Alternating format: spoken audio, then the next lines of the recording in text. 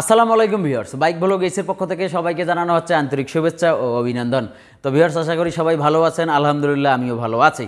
তো চলে আসলাম আজকে আরেকটি ভিডিও নিয়ে। আজকের ভিডিওটি হলো পুরাতন পালসার বাইকের ইঞ্জিনের মিষ্টি সাউন্ড কিভাবে আনা সম্ভব। তবে এখানে সাউন্ডের বিষয়টা আমি একটু বলে দিই যে আপনার পালসার বাইকে দুই রকমের সাউন্ড আমরা কাজ করে থাকি। আমরা যারা টেকনিশিয়ান, বিশেষ করে আমি আমার কথাই বলতেছি। এক নম্বর হলো আপনার নতুন যে বাইকগুলো আছে বর্তমান বাজারে ওই রকম সাউন্ড, মানে এক কথা কোনো শিনশিনি সাউন্ড থাকবে না, হালকা একটু শিনশিনি সাউন্ড থাকবে, তাছাড়া এমনিতেই যেরকম সাউন্ড থাকবে ওরকমই থাকবে। আর দ্বিতীয় নম্বর বিষয়, ইউজি4 বা অন্যান্য বাইকগুলো কিছু কাস্টমার চাহিদা থাকে যে আপনার থোতল দিলে যেন শিনশিন সাউন্ড করে। তো এখানে বিষয়টা হলো যেটা দুই রকমের কাস্টমার কিন্তু পাওয়া যায়, দুইটাই ঠিক আছে।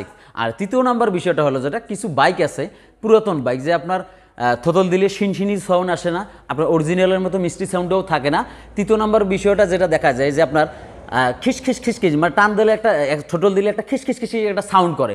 তো এই সাউন্ডটা আসলে কোনো কোয়ালিটির মধ্যেই পড়ে না। তো এখানে বিষয়টা হলো যেটা গত ভিডিওগুলোতে আমি দেখাই দিয়েছি যে অরিজিনাল সাউন্ড আমরা কীভাবে পালসার বাইকে নিয়ে আসবো। তো আজকের ভিডিওটি থাকবে আপনার ইউজি4 বাইক বা ইউজি3 বাইকের আপনার থোতল দিলে আপনার শিনশিন সাউন্ড কীভাবে আনা সম্ভব। তো চলুন আমরা ভিডিওতে সরাসরি চলে যাই। তো ভিউয়ার্স, আমরা সরাসরি কাজে চলে আসলাম। তো আমরা এই বাইকটা খুলে ওয়ার্কশপে গেছিলাম এই বেয়ারিংটা পরিবর্তন করার জন্য। তো এখানে যদি গ্রুপ করা থাকতো তো আমি নিজে এটা পরিবর্তন করতে পারতাম, বাট যেহেতু এখানে আমাদেরকে বেয়ারিংটা বেঁধে লেদে গ্রুপ করতে হয়, গ্রুপ করার কারণ এটাই যার আপনার এই যেখানে যে লকটা থাকে আপনার বেয়ারিংটা বাইর হয়ে না আসে। তো আমরা বেয়ারিংটা পরিবর্তন করে আমরা জাপানি বেয়ারিং লাগাই দিলাম। আর এখানে ওয়েটের বেয়ারিং যখন আপনারা পরিবর্তন করবেন এই জিনিসটা শুধু মাথায় রাখবেন। এই যে এখানে আমরা দেখেন যে একটা আমরা টিক মার্ক দিয়ে দিয়েছি, ওই যে এখানে দেখতে পাচ্ছেন এই যে টিক মার্কটা দেওয়া। তো এখানে আপনারা টিক মার্ক দিবেন। টিক মার্কটা দিলে হবে কি, যখন আমরা এই ওয়েটের পেনিয়ামটা আমরা খুলে নিব, এখানে আপনার এই যে এখানকার যে টিক মার্কটা বা ওয়েটের যে টাইমেনটা এটা কিন্তু ঠিক থাকবে। আর যদি এখানে এক্সট্রাভাবে এই বডির সঙ্গে যদি আমরা পেনিয়ামের একটা টিক মার্ক না দিই, সেক্ষেত্রে আপনার পেনিয়ামটা ঘুরে গেলে আপনার বাইকটা ভাইব্রেশন হওয়ার সম্ভাবনা থাকবে। আর তার সঙ্গে সঙ্গে অবশ্যই জাপানি বেয়ারিং লাগানোর চেষ্টা করবেন। এই যে আমরা জাপানি বেয়ারিং লাগাই দিয়েছি। আর অবশ্যই আমি আবারও দেখাই দিচ্ছি এই যে এই ঠিক এইভাবে একটা দাগ দিয়ে দিবেন, তাহলে আপনার এই যেখানকার যে টাইমেনটা এই টাইমেনটা রং হওয়ার কোনো সম্ভাবনা থাকবে না। আর যদি টাইমেন রং হয়ে যায় সেক্ষেত্রে ভাইব্রেশন হবে।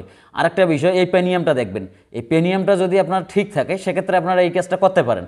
আর না হলে আপনারা ওয়েটটা পরিবর্তন করে দিবেন, দিয়ে আসলে নতুন ওয়েট লাগালে তো আসলে অরিজিনালের মতো সাউন্ড হবে। কিন্তু যদি শিনশিনি সাউন্ড চান সেক্ষেত্রে হতে পারে আপনার শুধু পেনিয়ামটার জন্যই আপনার ওয়েটটা পরিবর্তন করা লাগতে পারে। আর যদি এখানে ক্ষয় হয়ে যায় তাহলে আপনার শিনচিনি সাউন্ড আসবে না, অরিজিনালের মতো সাউন্ড আসবে না, শুধু একটা ঘ্যাস ঘেঁষি সাউন্ড আসবে। আশা করি বুঝতে পারছেন।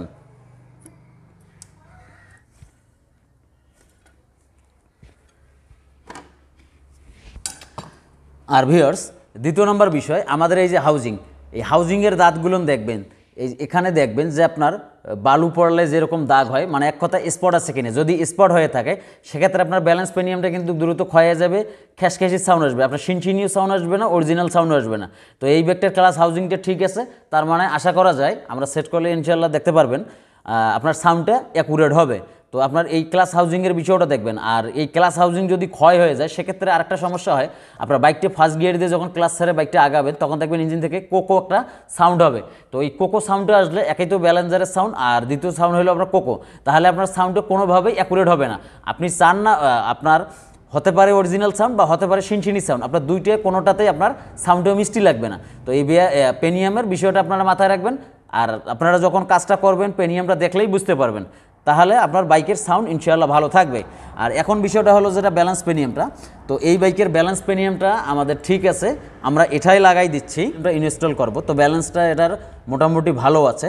তো ব্যালেন্স যদি একদম পুরাতন হয়ে যায় সেক্ষেত্রে আপনার পরিবর্তন করে দিতে পারেন। আর ব্যালেন্সটা আমরা লোড দিব 3 পেসে,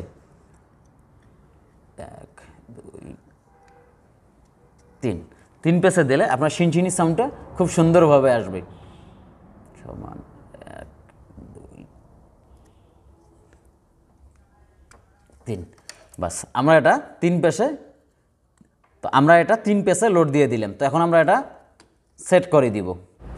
তো ভিউয়ার্স, এই যে এই মার্কটা আর এই যে এখানে যে দাগটা দেখা যাচ্ছে এই মার্কটা যেন 100% অ্যাকুরেট থাকে।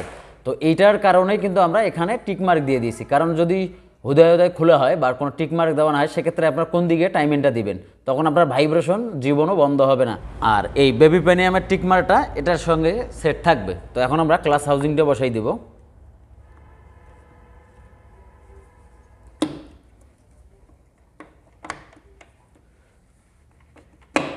বাস বসে গিয়েছে। এখন শুধু আমরা ক্লাস অ্যাসেম্বলিটা লাগাই দিয়ে বাইকটা ফিডিং করে আপনাদেরকে সাউন্ড শোনাবো। বাইকটি রেডি, এখন আমরা বাইকটি স্টার্ট দিব। তো ইঞ্জিনের সাউন্ডে শুনুন।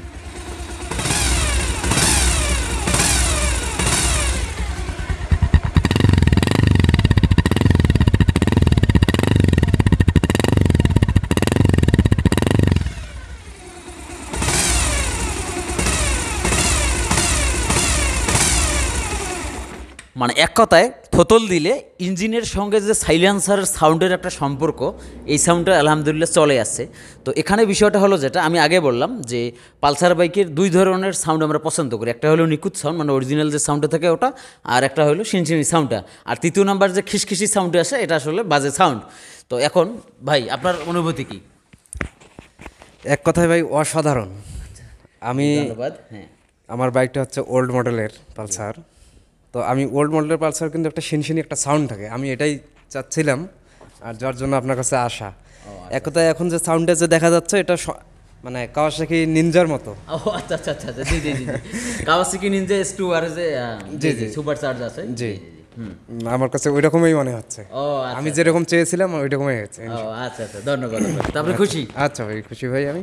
আচ্ছা, আপনাকে ধন্যবাদ। ওয়েলকাম।